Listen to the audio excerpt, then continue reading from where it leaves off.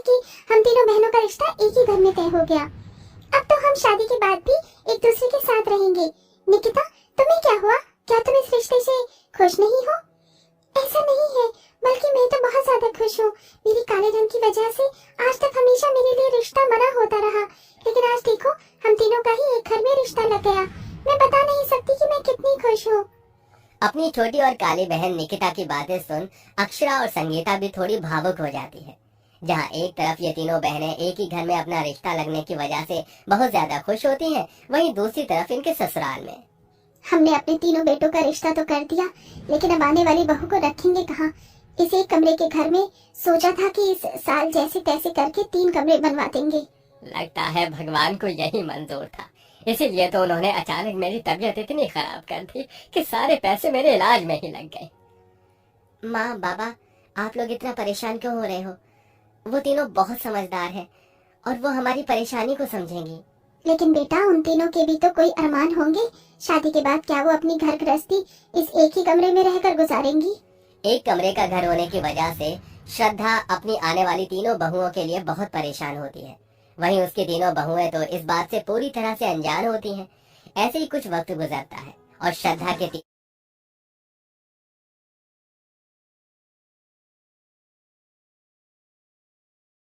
तीनों बेटों की शादी तीनों बहनों से हो जाती है और अब तीनों बहनें इस घर की बहू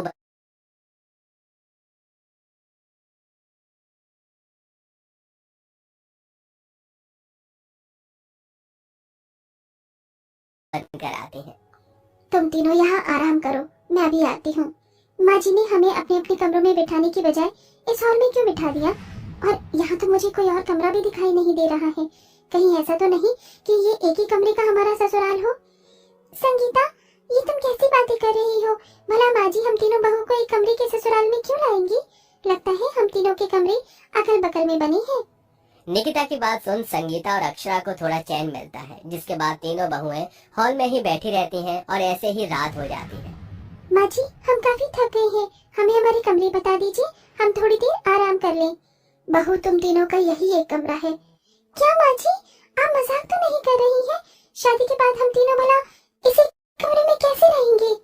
बहू, मैं तुम्हारी परेशानी समझ सकती हूँ, लेकिन क्या करूँ?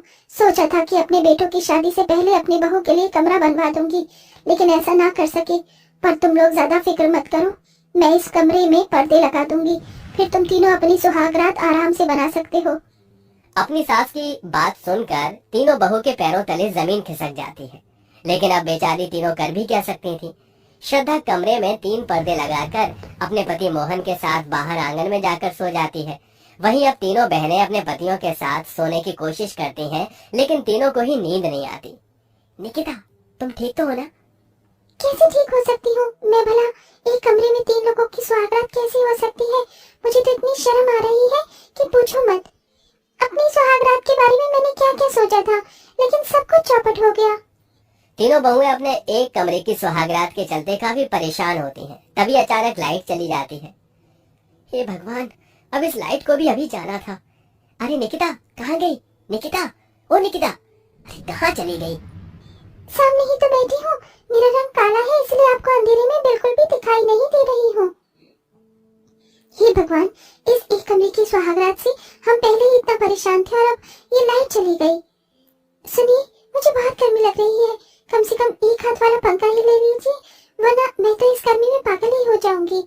निकिता की बात सुन जैसे ही मोहित हाथ वाला पंखा लेने के लिए उठता है कि तभी अंधेरे में मोहित अपना पैर सीधा गिलास पर रख देता है, जिससे फिसल कर वो पर्दे के उस पार सो रहे अपने भाई केशव पर जाकर गिरता है। हे भगवान, मेरी कमर! ये सुहागरात है या कोई पहलवानों का अखाड़ा? मार ही डाला मुझे तो। बड़ी मुश्किल से अपने आप को संभालती है। निकिता, तुम ऐसे नहीं सो सकती। आज हमारी सुहागरात है और सुहागरात पर ऐसे कौन सोता है? चुपचाप से मुझे सोने दो, वरना उठाकर सीधा घर से बाहर फेंक दूंगी। आपको ऐसी सुहागरात होने से अच्छा है कि हम लोग शादी ही न करते। निकिता की बात सुन बेचारा अनिल कुछ नहीं कहता। अब इतना भी क्या गुस्सा करना, ये लो देखो, मैं तुम्हारे लिए कितने सुंदर गजरे लेकर आया हूँ। अब इन गजरों को लगाकर क्या मैं इन सबके सामने नाच दिखाऊं? एक तो हमारी सुहागरात की बैंड बज गई और आप इन गजरों की पड़ी है। अपनी अपनी पत्नी का गुस्सा देख सभी लोग बिना सुहागरात मनाए ही सो जाते हैं। अगले दिन तीनों बहुएं उठती हैं और नहा धोकर घर के कामकाज में लग जाती हैं। लेकिन रात को ठीक से नींद न आने की वजह से तीनों की आंखें भरी भरी होती हैं। रात में सोने में कोई परेशानी तो नहीं हुई ना? नहीं माँ जी, कैसी परेशानी? आपका ये जो महल जैसा घर है और उसमें इतने सारे एयर कंडीशनर जो लगे हैं, भला इसमें क्या किसी को सोने में कोई परेशानी हो सकती है? एक कमरे की ससुराल होने की वजह से तीनों बहुएं ना ही तो सुहागरात मना पाती हैं और ना ही अब अपने पतियों के साथ कोई प्राइवेसी मोमेंट को एंजॉय कर पाती हैं। संगीता, तुम्हें जलेबी बहुत पसंद है ना? देखो, मैं तुम्हारे लिए कितनी सारी जलेबियां लेकर आया हूँ। अरे वाह, जैसे लाए हैं वैसे अपने हाथों से खिला भी दीजिए। केशव संगीता को अपने हाथों से जलेबी खिलाने लगता है। तभी वहाँ मोहन आ जाता है। मोहन को देख केशव को संगीता दोनों हैरान रह जाते हैं।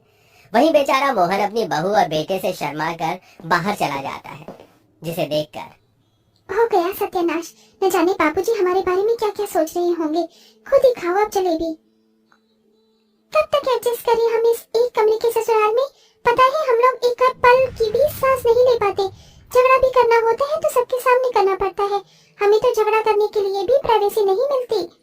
शादी करने के बाद हम तीनों ऐसे जोड़े हैं जिसने अभी तक अपनी सुहागरात ही न बना पाई हो।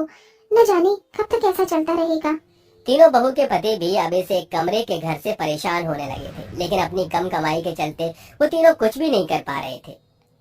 अच्छा सुनो, कल माँ बाबूजी एक हफ्ते के लिए गांव जा रहे हैं। अब हम लोग आराम से अपनी सुहागरात मना सकते हैं।